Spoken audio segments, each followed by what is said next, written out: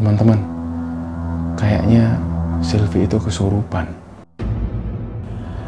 Aku mau tetap di sini. Ini rumahku. Farid ini ngelihat ada sekumpulan tentara yang tanpa kepala. Mereka ini jalan berbaris, brak. Bismillahirrahmanirrahim. Assalamualaikum warahmatullahi wabarakatuh. Sobat Kembara Sunyi dimanapun teman-teman berada. Pada kesempatan kali ini saya akan bercerita sebuah cerita kiriman dari Sobat Kembara yang bernama Sinta. Sinta bercerita tentang pengalamannya bersama teman-temannya camping di satu lokasi bumi perkemahan yang ada di Jawa Timur. Pada waktu itu temannya Sinta mengalami kesurupan semalam suntuk. Sebelum kita masuk ke ceritanya, untuk teman-teman yang sedang menonton tayangan ini dan belum subscribe, yuk subscribe sekarang juga untuk mendukung kami agar kami lebih semangat dalam membuat konten terbaru di Kembara Sunyi. Dan untuk teman-teman yang telah mendukung kami sampai sejauh ini, terima kasih. Semoga Allah membalas kebaikan teman-teman semua. Dan tak lupa kami mengucapkan untuk teman-teman yang sedang menjalankan ibadah puasa, kami mengucapkan selamat menjalankan ibadah puasa. Semoga amal ibadah kita diterima Allah Subhanahu wa Ta'ala.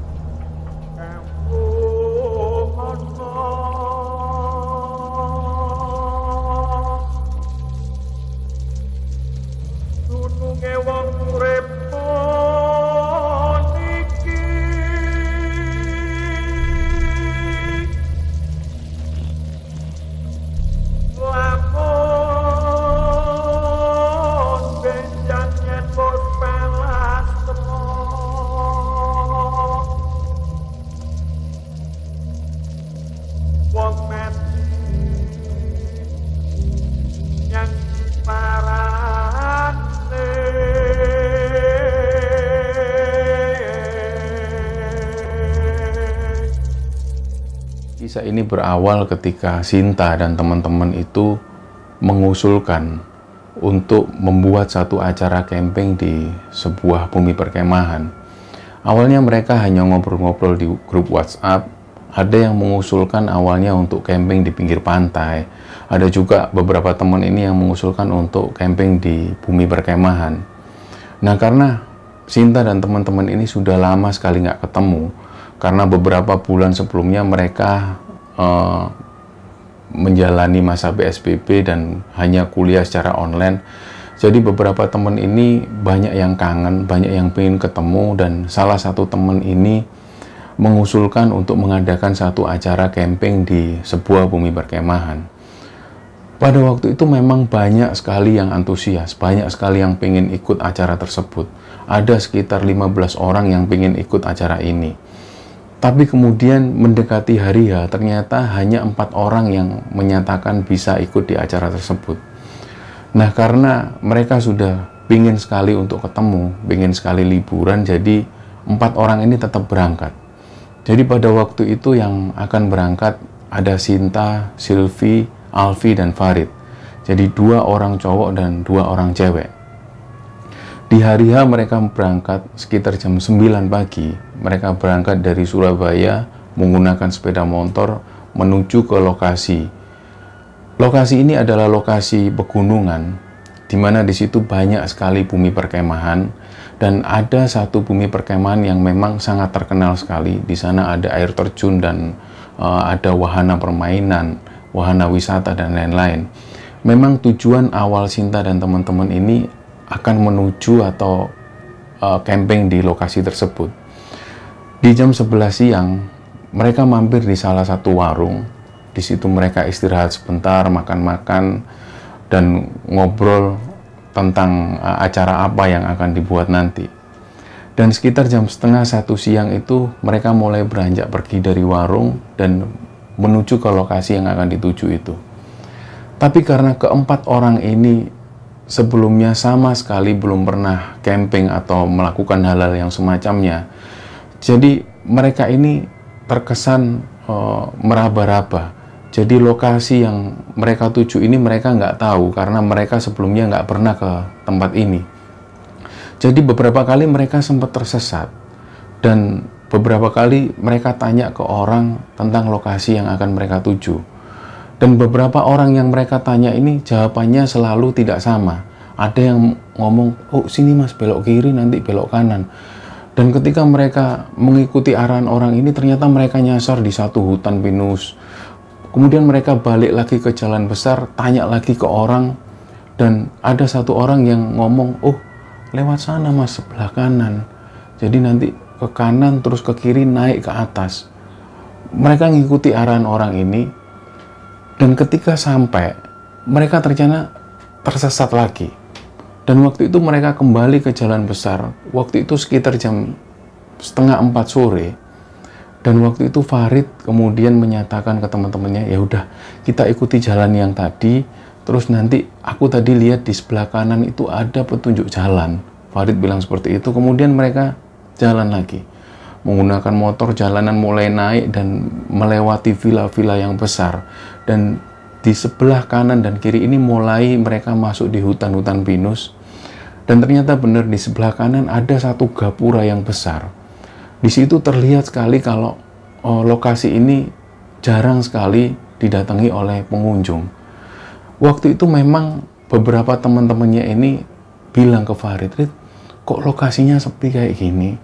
Bukannya di Instagram dan di Facebook itu rame, nggak kayak gini. Nah Farid bilang, ini mungkin pintu yang lain. Mungkin ini kita masuk di pintu yang samping atau pintu yang belakang. Waktu itu teman-temannya setuju dengan Farid, akhirnya mereka tetap masuk. Dan di gapura ini memang sama sekali nggak ada orang dan nggak ada penjaga di situ. Awalnya mereka ragu, tapi kemudian beberapa teman ini, ya udahlah kita masuk aja lah. Mungkin di sana ada penjaga. Jadi mereka mulai masuk. Dan jalanan ini mulai nanjak dan di situ banyak sekali bebatuan.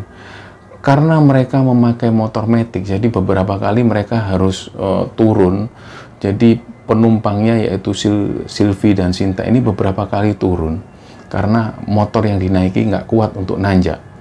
Dan pada waktu turun, kondisi ini sudah mulai gelap karena tertutup pohon-pohon yang besar sekali.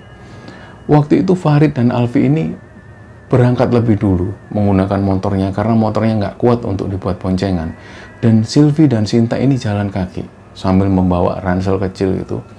Dan pada waktu Sinta dan Sylvie ini jalan, nggak lama kemudian Sylvie ini bilang ke Sinta, Sin, di sebelah kiri itu ada cewek yang merhatiin kita. Waktu itu Sinta kaget. Sil, kamu jangan nakut-nakutin. Nah, iya itu di atas bukit, dia ngeliatin kita loh. Sil, kamu serius jangan nakut-nakutin. Iya serius. Dan gak lama kemudian mereka jalan. Dan si Farid dan Alfi ini sudah nunggu di atas motor. Kemudian mereka naik lagi karena jalanan sudah mulai bagus. Mereka jalan lagi melewati hutan pinus yang tinggi. Waktu itu mereka mulai belok ke arah kanan. Di situ mereka mulai masuk ke area bumi perkemahan. Di sebelah kiri itu mereka melihat ada area bermain anak-anak. Dan terlihat sekali area bermain anak-anak ini sudah ditumbuhi semak belukar dan daun-daun kering yang jatuh di bawah. Jadi terlihat sekali bahwa area ini jarang sekali didatangi oleh pengunjung. Waktu itu mereka belum curiga, karena dikiranya oh mungkin nanti sore banyak pengunjung, mungkin nanti malam banyak yang camping di sini. Jadi benar-benar di area itu mereka sendiri, mereka berempat dan gak ada orang lain selain mereka. Setelah melewati area permainan anak-anak itu, di situ mereka melihat ada toilet. Yang toilet ini sangat tidak terawat, sangat terlihat sekali bahwa jarang sekali digunakan. Kemudian mereka belok ke arah kanan dan menuruni bukit. Disitulah area bumi perkemahan itu. Dan pada waktu sampai di bumi perkemahan itu, mereka melihat ke sekeliling itu banyak sekali daun-daun kering yang berserakan. Dan ketika daun kering ini diinjak, sangat terdengar sekali suara yang gerak karena lama sekali sudah tidak digunakan. Waktu itu Sylvie ini sempat tanya ke teman-temannya, ini bener areanya? Bukannya di Instagram itu areanya nggak seperti ini. Dan ramai sekali, banyak warung-warung di pinggir itu.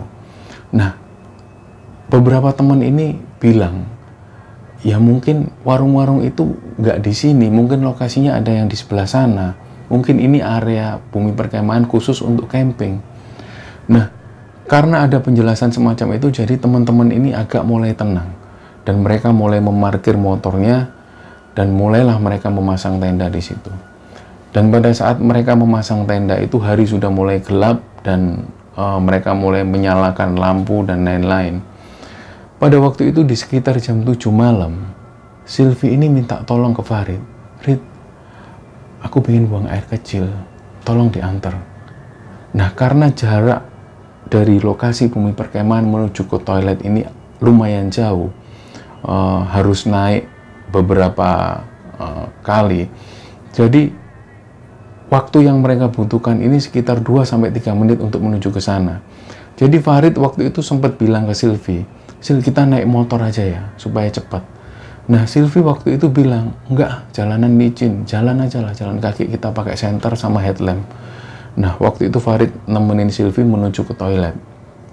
Dan begitu sampai ke toilet, Sylvie ini awalnya agak ragu, karena toilet ini terlihat sangat kusam sekali, sangat tidak terawat sekali, dan di bawah itu terlihat banyak sekali daun-daun yang berserakan. Waktu itu Farid bilang ke Sylvie, udah, kamu kencing aja, tunggu di sini. Nah, waktu itu Sylvie mulai masuk ke dalam satu toilet. Di situ ada 4 toilet yang berjajar, dan waktu itu Sylvie masuk di toilet yang nomor 2. Saat Sylvie masuk, Farid nunggu di luar. Dan ketika itu, saat Sylvie setelah buang air kecil, Sylvie ini mendengar ada suara perempuan yang ketawa dari toilet sebelah. Jadi Sylvie ini benar-benar dengar ada suara cewek yang ketawa. Waktu itu juga Sylvie ini jerit ke arah Farid, Rid, ada cewek ketawa, Rid. Jadi Sylvie pada waktu itu sambil nangis ketakutan, Farid waktu itu tanya ke Sylvie, kenapa Sil? Kenapa? Ada suara cewek ketawa, Rid. Jadi Sylvie ini saking takutnya sampai nangis di situ. Dan Farid coba meyakinkan, iya aku di sini, udah nggak ada apa-apa, udah cepetan tak tunggu di sini. Ditunggulah oleh Farid, dan nggak lama kemudian Sylvie ini diem, nggak ada suara sama sekali. Farid coba tanya, Sylvie udah selesai belum? Waktu itu Sylvie buka pintu, dan Farid ini ngelihat sudah ada yang aneh dengan Sylvie. Jadi pandangan matanya Sylvie ini kosong, kemudian Sylvie ini nyelonong gitu aja. Dia keluar dari pintu toilet, dan waktu itu Sylvie ini seolah nggak memperhatikan Farid. Waktu itu Farid sempat tanya ke Sylvie, Sil, tungguin sebentar. Nah, pada waktu itu Sylvie ini langsung belok ke arah kanan, menuju ke area permainan anak-anak. Waktu itu Farid ini sempat manggil Sylvie, Sil, arahnya bukan ke situ, ke kiri. Tapi Sylvie diem aja langsung menuju ke arah area permainan anak-anak itu. Dan tanpa ngomong apapun, Sylvie ini kemudian duduk di ayunan, dan Sylvie ini tiba-tiba bermain ayunan dengan pandangan mata yang kosong seperti itu. Farid awalnya sudah mulai curiga, aduh, Sylvie ini kenapa dengan pandangan yang kosong dia main ayunan seperti itu, tanpa ngomong sama sekali. Waktu itu Farid cuma bisa nunggu dan tanpa ngomong apapun. Gak lama kemudian Farid bilang, Sil, udah, ayo kita kembali ke tenda, yuk, ditunggu anak-anak. Sylvie cuma diem sambil main ayunan dan lihat ke arah depan sambil tatapan yang kosong. Gak lama kemudian, Sylvie ini turun dari ayunan dan tiba-tiba jalan. Jadi melewati Farid gitu aja tanpa ngomong sama sekali. Jadi Farid ada di belakang Sylvie. Dan Farid ini dalam hati sudah bilang, aduh, Sylvie ini gak beres pasti. Sylvie ini dari pandangannya sudah bukan Sylvie lagi. Tapi pada waktu itu Farid ini cuma diem dan ngikutin kemana Sylvie jalan. Dan sampailah mereka di tenda. Waktu itu Sinta sempat tanya ke Sylvie, Sil, gimana toiletnya? Bersih nggak? Tapi Sylvie diem aja sambil pandangan yang kosong, dan Sylvie ini langsung masuk ke tenda, nggak ngomong sama sekali. Pada waktu itu Sinta tanya ke Farid, Dit, kenapa? Farid waktu itu cuma diem.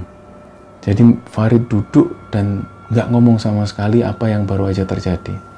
Dan gak lama kemudian, di dalam tenda, Sylvie ini tiba-tiba bernyanyi, bersenandung yang mereka semua ini gak tahu Sylvie ini lagi nyanyi apa. Jadi pada waktu itu mereka semua dengar Sylvie yang di dalam tenda ini seperti bersenandung.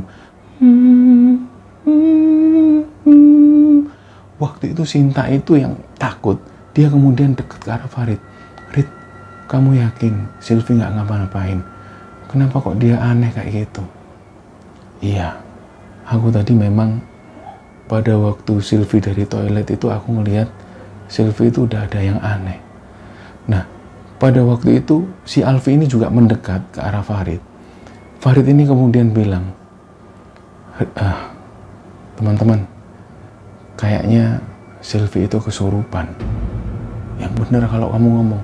Jadi Sinta noleh ke arah Sylvie. Sylvie ini masih bersenandung di dalam tenda. Dan kemudian 3 orang ini ngomongin Sylvie. Rit, terus gimana? Kalau memang dia kesurupan terus gimana? Dan gak lama kemudian Sylvie ini loncat keluar dari arah tenda dan mendekat ke arah teman-temannya sambil bilang, kalian lagi ngomongin aku ya? Nah, pada waktu itu mereka cuma diem. Dan Sylvie ini mandang ke arah teman-temannya sambil melotot matanya. Kalian lagi ngomongin aku kan? Nah, semua teman-temannya ini diem, gak ngomong sama sekali karena mereka tahu bahwa ini bukan Sylvie. Dan kejadian malam itu semakin mencekam karena Sylvie ini dilihat sudah gak wajar sekali. Dan mereka yakin kalau itu bukan lagi Sylvie. Dan malam itu mereka ini hanya diem dan gak ngomong satu sama lain. Jadi pada waktu itu Alfi mulai memasak sesuatu sambil diem dan gak ngobrol apa-apa. Sylvie hanya di dalam sambil bersenandung. Dan Sinta memilih di tenda yang lain. Jadi pada waktu itu saking takutnya Sinta ini tidak mau dekat ke arah Sylvie. Waktu itu malam itu terus mencekam. Dan mereka ini sama sekali nggak bisa untuk menyembuhkan orang yang kesurupan. Jadi mereka sama sekali nggak punya pengalaman atau sama sekali nggak pernah melihat orang kesurupan. Jadi mereka pada waktu itu nggak tahu apa yang harus dilakukan. Tapi mereka tahu, mereka paham bahwa Sylvie ini kesurupan.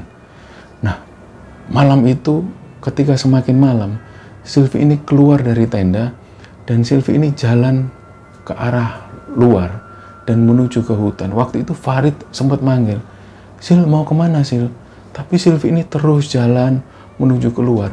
Dan Farid ini memegang pundaknya Sylvie. Kamu mau kemana? Aku mau main ayunan. Sylvie bilang seperti itu. Oke, tak temenin ya. Sylvie ini matanya tetap melotot ke arah Farid. Jadi waktu itu Farid ngikutin Sylvie. Dan Sylvie ini lagi-lagi menuju ke arah ayunan permainan anak-anak itu. Sylvie kembali lagi duduk di ayunan dan mengayun-ayunkan badannya seperti itu. Sambil sesekali melihat ke arah atas, melihat ke arah kanan. Waktu itu Farid cuma nungguin sambil dia menundukkan kepalanya. Jadi Farid ini antara takut juga antara khawatir dengan kondisi Sylvie pada waktu itu. Sylvie pada waktu itu tetap mainan ayunan seperti itu. Dan gak lama kemudian Sylvie ini seolah manggil Farid. Jadi Sylvie melambaikan tangannya, Farid mendekat ke arah Sylvie, dan Sylvie ini membisikkan sesuatu ke telinga Farid. Dan pada waktu itu, ketika Sylvie membisikkan sesuatu ke Farid, Sylvie ini bilang seperti ini, aku mau tetap di sini, ini rumahku. Waktu itu Farid cuma diam. Iya, ini rumahmu. Jadi Farid ini seolah mengiyakan. Seolah Farid ini tahu apa yang diomongkan oleh Sylvie dan ini bukan Sylvie. Jadi pada waktu itu Farid ngikutin apa yang diomongkan oleh Sylvie itu. Gak lama kemudian Sylvie ini turun dari ayunan dan kembali lagi menuju ke tenda. Dia langsung masuk ke tenda dan tidur di situ. Sekitar jam 10 malam kemudian mereka memutuskan untuk tidur. Dan di dekat Sylvie ini ada Farid dan kemudian si Alfi. Sinta ada di tenda satunya. Dan pada waktu itu Sinta ini manggil Alfi, Vi, temenin aku Vi di sini Vi. Dan gak lama kemudian Alfi ini keluar menemani Sinta di situ dan Sylvie bersama Farid di satu tenda. Gak lama kemudian entah jam berapa, sekitar jam 12:30 dini hari, mereka semua berempat ini mendengar ada suara seperti orang jalan. Jadi seperti orang memakai sepatu boot yang brak, brak, brak, brak, brak. Dan mereka ini semua bangun. Nah, pada waktu mereka bangun itu, ternyata mereka, terutama si Farid itu melihat Sylvie ini duduk dengan cara seperti ini sambil melotot ke arah Farid. Sil, kamu jangan gitu Sil, kamu nakutin kamu kayak gitu. Sylvie kemudian bilang ke arah Farid, tentara. Kenapa Sil? Kenapa Sil? Itu tentara. Kemudian Farid ini keluar dan coba bangunin teman-temannya. Jadi Sinta sama Alfi dibangunin. Sin, bangun Sin. Kamu dengar nggak ada suara orang jalan? Iya. Jadi suara ini benar-benar jelas, brak. Dan Sinta ngomong, Rid, coba lihat itu siapa Rid? Jadi Farid ini menuju ke belakang tenda dan coba senter ke arah orang jalan itu. Dan ternyata ketika Farid menyenter ke arah orang jalan itu, Farid ini ngelihat ada sekumpulan tentara yang tanpa kepala. Mereka ini jalan berbaris, brak. Waktu itu Farid ini cuma diem dan wajahnya berubah menjadi pucat. Sinta ini tanya, Rid, kamu habis lihat apa Rid? Ntar tak ceritain. Dan pada waktu itu Sylvie ini kembali lagi bilang, itu tentara. Sylvie bilang seperti itu. Dan suasana malam itu benar-benar mencekam. Dan waktu itu mereka nggak berani tidur. Dan Sylvie masih dengan posisi yang seperti ini sambil melotot, tentara. Nah, suasana terus seperti itu mencekam. Dan Sinta itu saking takutnya, Sinta ini sampai nangis. Dia ini nggak kuat nahan tangisnya, saking takutnya. Dan waktu itu Alfi ini coba menenangkan Sinta, udah Sin. Kenapa sih Sylvie itu kenapa? Kasihan Sylvie kenapa? Iya tenang ya, nunggu pagi.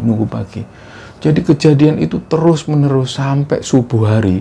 Dan setelah terdengar adzan subuh samar-samar itu, Sylvie ini kemudian tertidur dengan sendirinya. Dan pada waktu matahari terbit itu, mereka mulai berkemas-kemas. Karena mereka sudah mulai panik, mereka mengemasi tenda dan dilihat Sylvie itu masih tertidur pulas. Dan setelah semua beres, tinggal satu tenda yang ada Sylvie di situ, dicoba dibangunkan oleh teman-teman. Sil, bangun Sil, ayo pulang Sil. Jadi begitu Sylvie bangun, Sylvie ini seperti orang yang linglung. Sylvie ini tanya, ini jam berapa? Udah jam 7 Sil, ayo pulang yuk. Kita harus pulang sekarang. Badanku capek semua, jadi Sylvie kayak memegangi badannya, badanku capek semua, sakit semua. Ya ayo pulang sekarang, kita kemasi, kamu keluar dulu tendanya biar diberesin, kita pulang. Jadi Sylvie nunggu di luar sambil ngantuk-ngantuk seperti itu. Dan tenda setelah dibereskan, mereka pun pulang mengendarai motornya. Dan sesampainya di jalan yang rusak itu, mereka ketemu dengan satu orang penduduk. Jadi satu orang ini bawa motor yang semi trail. Sepertinya orang ini, bapak-bapak ini mau mencari rumput atau sesuatu. Bapak-bapak ini membawa satu seperti arit atau celurit kecil itu. Dia bawa motor trail itu dan kemudian seperti memandangi 4 orang ini. Bapak-bapak ini memandangi ke arah Sinta dan teman-teman. Jadi bapak-bapak itu kemudian berhenti dan tanya ke Farid dan teman-teman. Loh mas, dari mana? Dari camping di bawah pak. Loh, bapak-bapak ini kemudian tanya, harusnya ini bumi perkemahan sudah ditutup mas, sudah 2 minggu. Harusnya sudah nggak boleh ada pengunjung. Nah Farid bilang, iya pak, mohon maaf pak, kemarin waktu kami datang itu nggak ada yang jaga di gerbang. Oh iya, memang nggak ada yang jaga, sudah 2 minggu ini memang nggak boleh ada aktivitas di sini. Terus bapak tersebut lihat ke arah Sylvie. Jadi, mas, itu temannya kasihan. Yuk mampir ke rumah saya aja dulu. Jadi, kemudian mereka diantar ke rumah bapak-bapak ini. Ketika sampai di rumah bapak tersebut, bapak ini mengenalkan diri, namanya Pak Sodik. Di situ istrinya Pak Sodik membuatkan minuman semacam teh dan kopi. Kemudian mereka minum dan mulailah mereka bercerita. Jadi, Farid mulai cerita kalau awalnya mereka sampai di situ, sebenarnya lokasi ini bukan lokasi yang mereka tuju. Tapi karena mereka sering kali tersesat dan sampailah mereka di lokasi ini, kemudian mereka terpaksa camping di tempat itu. Dan Pak Sodik ini pun cerita, jadi mas, bumi perkemahan ini sebenarnya dibuka sudah 2 bulan yang lalu, baru saja dibuka 2 bulan yang lalu. Dan ketika pertama kali dibuka, banyak sekali kejadian kesurupan. Sampai pada akhirnya kepala desa yang ada di sini memutuskan untuk menutup bumi perkemahan ini untuk umum. Apalagi ini masa-masa PSBB. Jadi seringkali banyak kejadian kesurupan di sini. Akhirnya pihak pengelola memutuskan untuk menutup lokasi bumi perkemahan ini. Dan ketika Pak Sodik cerita seperti itu, Silvi ini tiba-tiba duduknya yang semula dia lemes, tiba-tiba Silvi ini duduknya tegak dan melotot ke arah Pak Sodik. Dan pada waktu itu Pak Sodik ini melihat ke arah Silvi. Pak Sodik bilang ke arah Silvi, "Nduk, kowe mulai ya, Nduk. Kowe ra usah melo arek-arek iki." Ya, pada waktu itu Silvi cuma bilang, "Aku pengen melu. Aku pengen melu." Pak Sodik kembali bilang, "Wis to, Nduk. Kowe ning kene wae ya, Nduk. Ra usah melu ya." Dan pada waktu itu Pak Sodik ini membacakan sesuatu dan menempelkan tangannya ke wajah Silvi. Kemudian Silvi badannya lemas lagi. Dan kemudian Pak Sodik cerita, teman sampean ini ketempelan. Memang yang jaga sini ada satu perempuan yang dia ini suka usil. Sebenarnya kalau sampean ini tahu, usia perempuan ini 150 tahun lebih. Tapi perawakannya atau penampakannya seperti usia sekitar perempuan 27 tahunan. Sebenarnya ini adalah jin perempuan yang berusia sekitar 150 tahun lebih. Jadi kalau sampean bisa melihat wajahnya, ini wajahnya hancur sekali. Dan memang seringkali dia ini yang sering masuk ke tubuh perempuan. Dan umumnya memang perempuan yang dimasuki oleh sosok ini adalah perempuan yang lemah dan seringkali kehilangan fokus. Jadi saran saya, teman sampean ini segera dibawa pulang. Dan ada satu kejadian yang menarik. Ternyata sebelum Silvi ini kerasukan, Silvi ini seringkali, karena Silvi ini awalnya memakai jilbab, pada waktu sampai di bumi perkemahan itu, Silvi ini melepas jilbabnya. Silvi ini seperti nggak nyaman menggunakan jilbab. Pada waktu itu Sinta sempat ngomong ke Silvi, "Loh Sil, jilbabmu kok dilepas?" "Wah, panas, nggak suka pakai jilbab." Itulah keanehan pertama, dan setelah itu Silvi ini sudah bukan lagi Silvi. Setelah kejadian itu mereka pun pulang, dan nggak lama kemudian, sekitar 2 minggu setelah kejadian itu, pada waktu sedang asik ngobrol di warung kopi, pada waktu itu mereka bercerita ke teman-temannya tentang mereka camping 4 orang itu dan Silvi mengalami kesurupan. Pada waktu itu mereka ngobrol di satu lokasi kafe yang sangat ramai sekali, dan entah kenapa tiba-tiba pada waktu itu Silvi yang lagi asik minum dan ngobrol dengan teman-temannya, tiba-tiba Silvi ini menunjukkan wajah yang berbeda. Dan pada waktu itu Farid ini menganggap, aduh, Silvi ini kerasukan lagi. Jadi pada waktu itu Silvi tiba-tiba bilang, "Kapan kita camping lagi? Aku sudah kangen." Waktu itu teman-temannya heran, Silvi kok jadi kayak gini? Dan Sinta pada waktu itu cuma nunduk karena Sinta tahu ini, aduh, Silvi ini kerasukan lagi. Dan pada waktu itu untung ada salah satu teman Sinta yang memang bisa dengan hal-hal semacam ini. Jadi pada waktu itu temannya Sinta ini memegang tangan Silvi dan membacakan sesuatu. Gak lama kemudian Silvi ini lemes dan Silvi kembali ditanya, "Kamu tadi kenapa, Sil?" "Gak tahu, aku tiba-tiba ngelihat cewek itu, cewek yang tak lihat di bumi perkemahan itu, dia duduk di balik meja itu. Gak lama kemudian dia deket-deket dan aku hilang kesadaran." Pada waktu itu salah satu teman Sinta ini yang namanya Arif, dia menyarankan, "Sil, kamu lebih baik perbanyak wudhu. Jadi ketika kamu batal wudhu, kamu perbaiki wudhumu, kamu perbanyak sholat malam. Karena si perempuan ini, jin ini kayaknya suka sama kamu. Jadi coba kamu antisipasi dengan zikir pagi petang, kemudian perbanyak wudhu. Kalau batal wudhu, kamu wudhu lagi." Waktu itu Silvi mengiyakan usulan dari Arif.